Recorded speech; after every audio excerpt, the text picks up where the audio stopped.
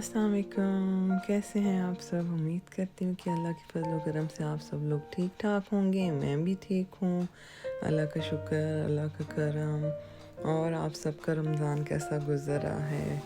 शुक्र अल्हम्दुलिल्लाह, हमारा रमज़ान बहुत अच्छा गुज़र रहा है क्योंकि अमेरिका का वेदर बहुत ज़्यादा अच्छा है। ये सुबह की टाइमिंग है, मैं जॉब पे आ चुकी थी और फिर उसके बाद हम लोग निकल चुके थे। फ्राइडे का दिन था ये और हम लोग नमाज़ पढ़ने के लिए जा रहे थे। जिस दिन नमाज के लिए जाना होता है उस दिन हम लोग जल्दी निकल जाते हैं। मस्जिद यहाँ पे जो है ये वाली हमारी जॉब से करीब ही है। ड्राइव करके 6 से 7 मिनट लग जाते होंगे। तो हम लोग यहाँ पे आ चुके हैं मस्जिद में।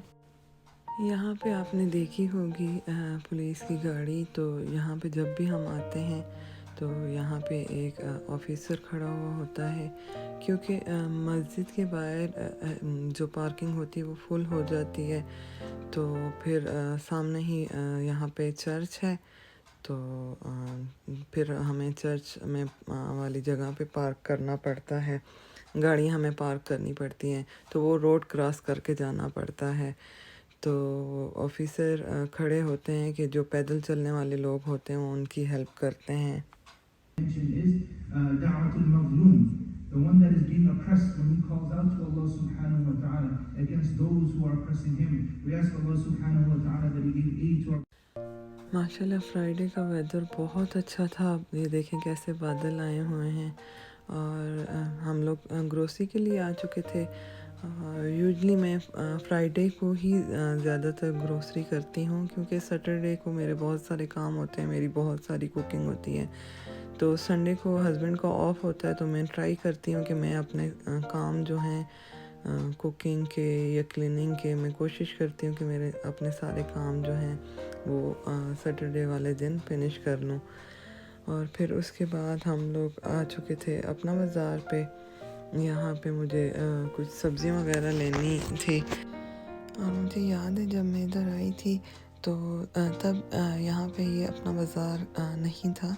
यहाँ पे एक छोटा सा ग्रोसरी स्टोर था जो हमारे घर के पास था, 5 मिनट की ड्राइव पे। तो उस पे हम जाया करते थे और वहाँ से हम चीज़ें जो हमें ज़रूरत की होती थी।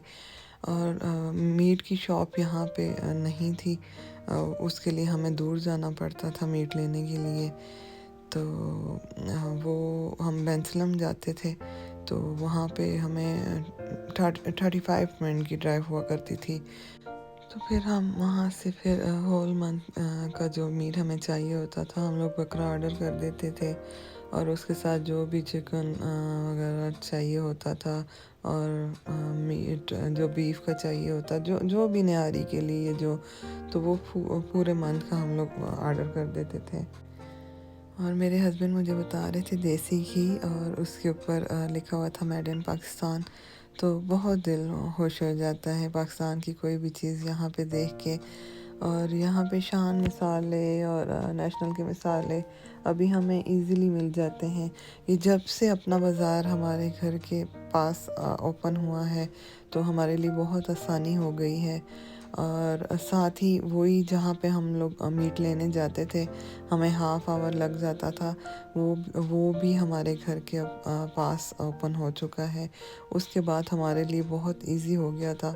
अब हम लोग मीट लेने भी इधर से ही आते हैं। एशियन हलाल मीट शॉप है, वो साथ में ही है अपना बाज़ार और वो दोनों। तो फिर इजी हमारे लिए इजी होता है कि हम वहाँ पे ऑर्डर कर देते हैं मीट का और फिर यहाँ पे आके हम लोग ग्रोसरी करते हैं। और ग्रोसरी जब हमारी कंप्लीट होती है तो हमारा मीट भी रेडी हो चुका होता है। और फिर मैं घर आई, घर आके मैंने कुरान शरीफ की तिलावत की। फिर उसके बाद 1-2 घंटे के लिए मैं सो गई थी और फिर मैं सो के उठी तो मैंने देखा मेरा आटा भी नहीं था। तो फिर मैं यहाँ पे आटा गूंद रही थी। किस किस को आटा गूंदना इजी लगता है? मुझे तो बहुत इजी लगता है। मुझे तो लगता है कि 2-3 मिनट का काम है और झटपट हो जाएगा। और मुझे खाने के लिए भी कुछ बनाना था। तो जितने दिन से रमज़ान शुरू हुआ है तो मेरे घर में मीट ही बन रहा था क्योंकि मैं और मेरे हस्बैंड ज़्यादा मीठ ही खाते हैं। तो फिर आज मैंने सोचा कि कुछ सब्ज़ी बनाऊं या कोई दाल वगैरह बनाऊं। तो मेरे पास बॉयल चने पड़े हुए थे, तो वो बहुत इजी हो जाता है। बस आपको मसाला भूनना पड़ता है और उसमें वो बॉयल चने आप डाल देते हैं, तो देर भी नहीं लगती और चीज़ तैयार हो। टाइम की कमी की वजह से मैंने सोचा कि मैं बना लेती हूँ चने, और बहुत ही सिंपल रेसिपी और झटपट बनने वाली रेसिपी है, क्योंकि ऑलरेडी चने तो बॉयल थे।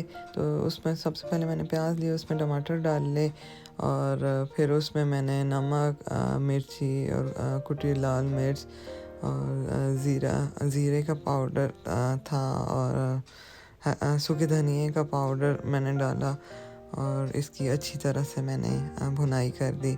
यहाँ पे इसमें मैंने हरा धनिया और हरी मिर्च भी ऐड कर दी थी। और जब इसको अच्छी तरह मैंने भुना, तो फिर इसमें मैंने जो बॉयल किए हुए चने थे वो मैंने ऐड कर दिए।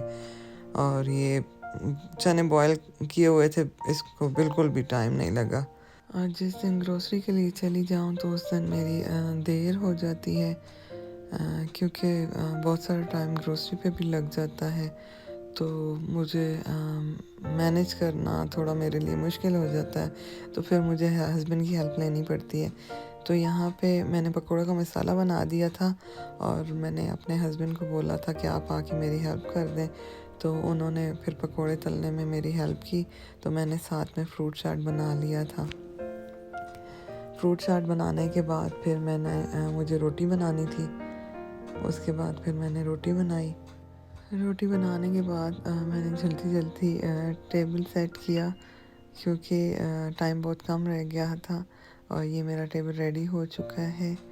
प्लीज़ मुझे दुआओं में याद रखिएगा और अपना बहुत ख्याल रखिएगा। मिलती हूँ नेक्स्ट व्लॉग में। अल्लाह हाफ़िज़।